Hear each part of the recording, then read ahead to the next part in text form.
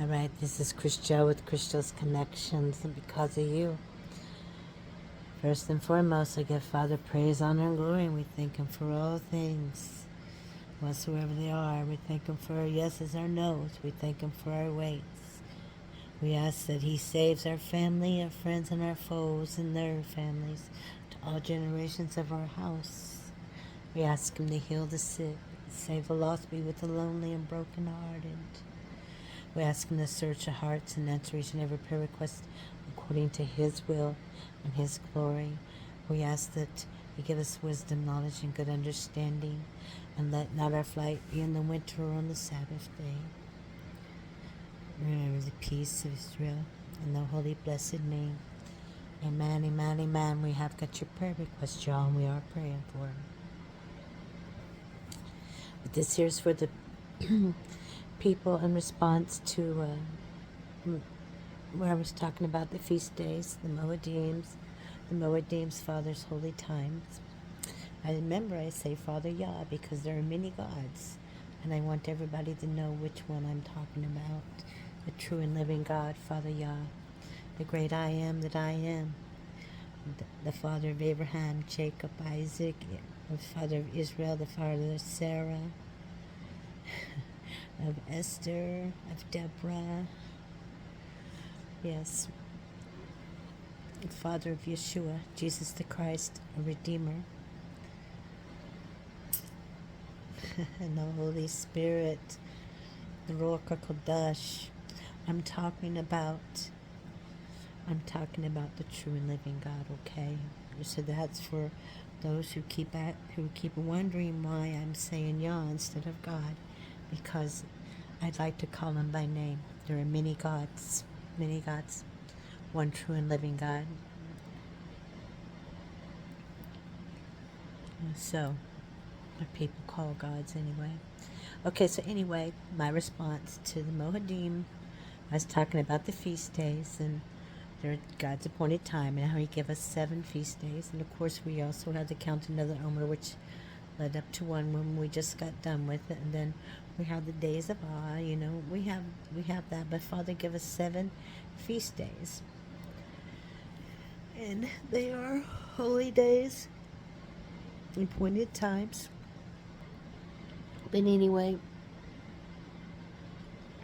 some people seem to think that it's heresy or it's crazy, and that's done away with, and I shouldn't talk about that, or whatever the reasoning is.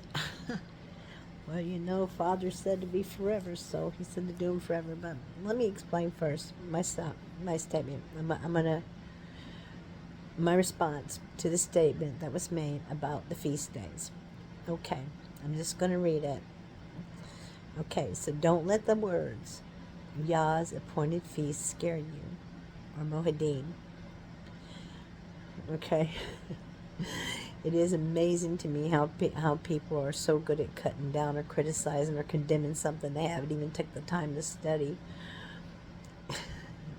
Instead, they say it can't be true because my preacher didn't say so, and my preacher said this, or my preacher said that, and my preacher don't talk about it.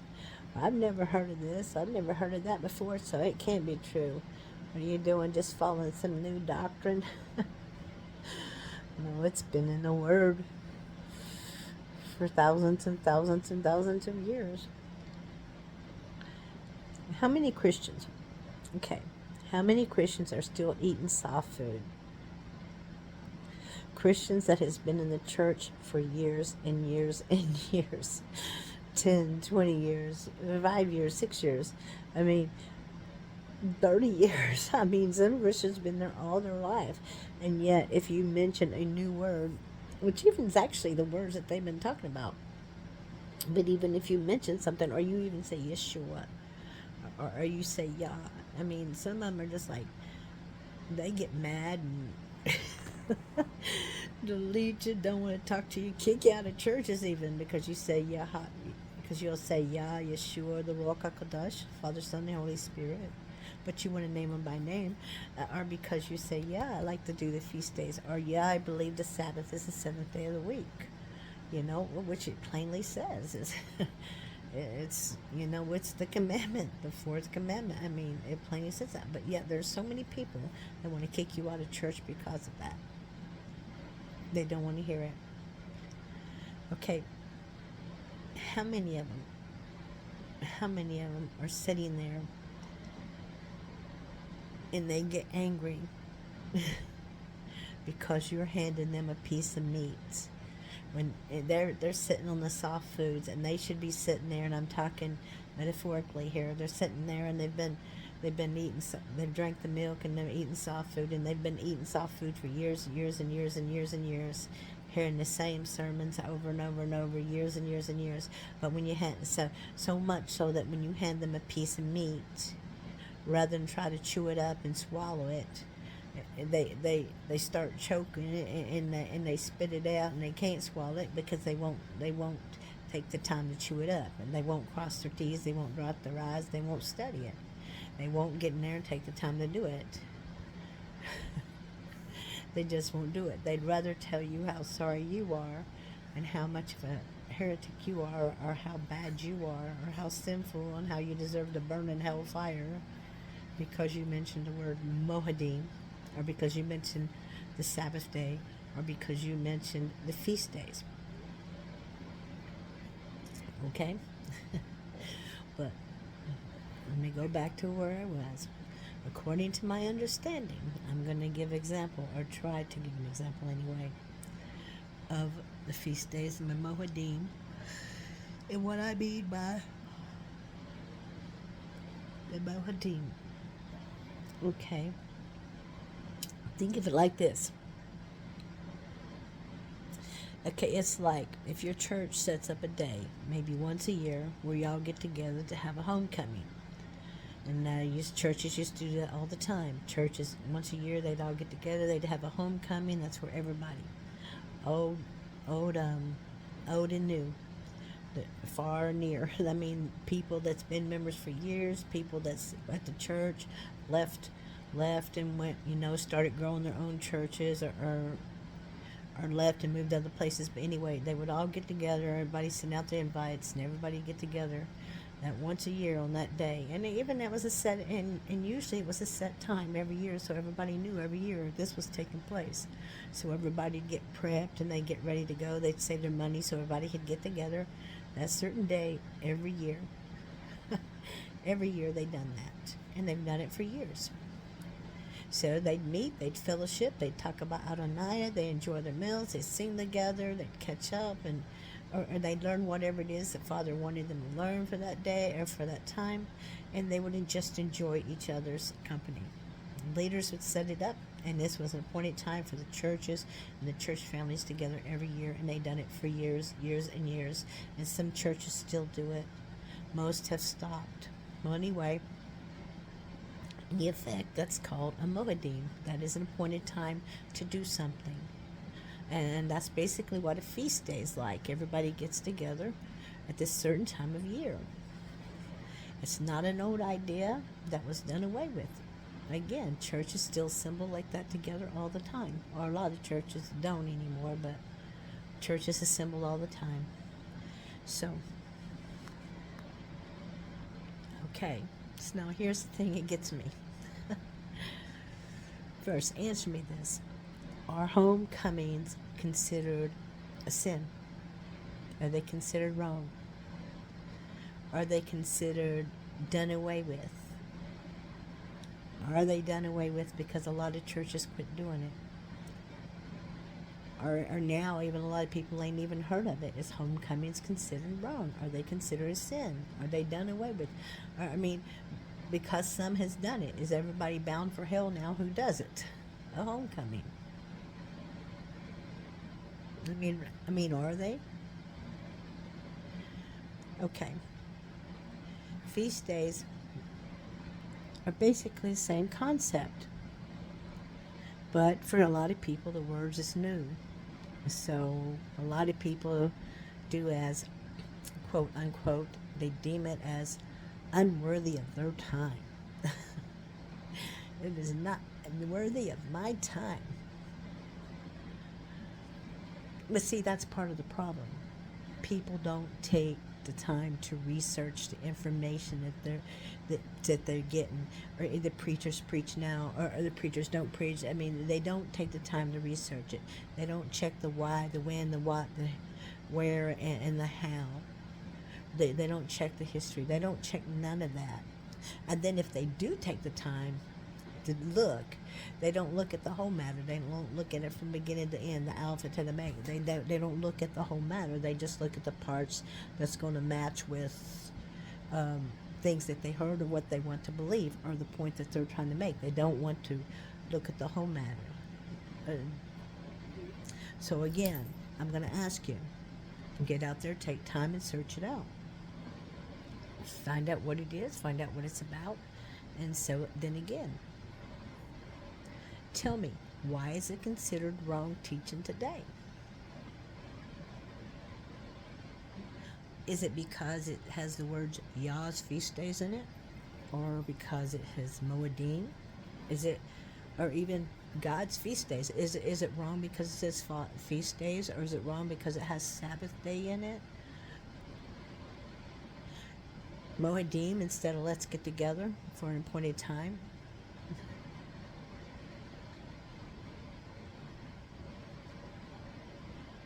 Answer me this. Just what is it that makes it so wrong for Yah's children to fellowship and honor Him? What is it? Why is it so wrong for them to do this? Why is it so wrong? Why is people so condemning of them because they want to get together and honor His feast days or honor His Sabbaths? Yet, people don't care a bit to take the time to honor all their false gods they honor. They don't care a bit. You know? They make excuses to do that because it's tradition. It's tradition to do that. Think about that next time you say that. It's tradition for you to honor your false gods, or gods that, as long as they're not honoring the true God, or mixing them together. So you, well, whatever. I'm going to hush about that. But anyway, basically, the Feast of Yahweh, has the same concept. It is an appointed time that His children gather together with Him. The difference is, I think a lot of the difference is, man didn't set the days. And because man didn't set the days, there's a problem. See, these are the days that Father Yahweh Himself set up for us. His holy Moedims, His holy Sabbaths, that He gave us, these holy days, these 7 feast days that we celebrate every day, just like y'all's homecomings or whatever, that every single year we have these. This is a time He set up for His babies to join Him in feasting and learning and honoring whatever the holiday may be. But we're doing this together as a whole, as a body in Yeshua. And He wants us to do this forever. His word says do it forever. He said to do it forever. So why is it such a bad thing? Why is it? Because your preacher didn't say it's okay? Or because you didn't learn it was okay? Is it a bad thing because it wasn't man that set up these days for you? Because people didn't get together and say this is the day it should be, this is what it is, and because people didn't set up a day of celebration, and it was God that set it up? If it hadn't been God that set it up, would it have been okay? What about the Satan worshipers that get together every year and they celebrate their days? I don't hear nobody complaining about their days. I don't hear a lot of people complain about it. I mean, they're allowed to openly, freely talk about it, and nobody is rarely that you find people that come against it now, even Christians. So, I'm just making a point there. But anyway, why is it? Because God made the days? If God hadn't been the one that appointed these days, would it have been okay then?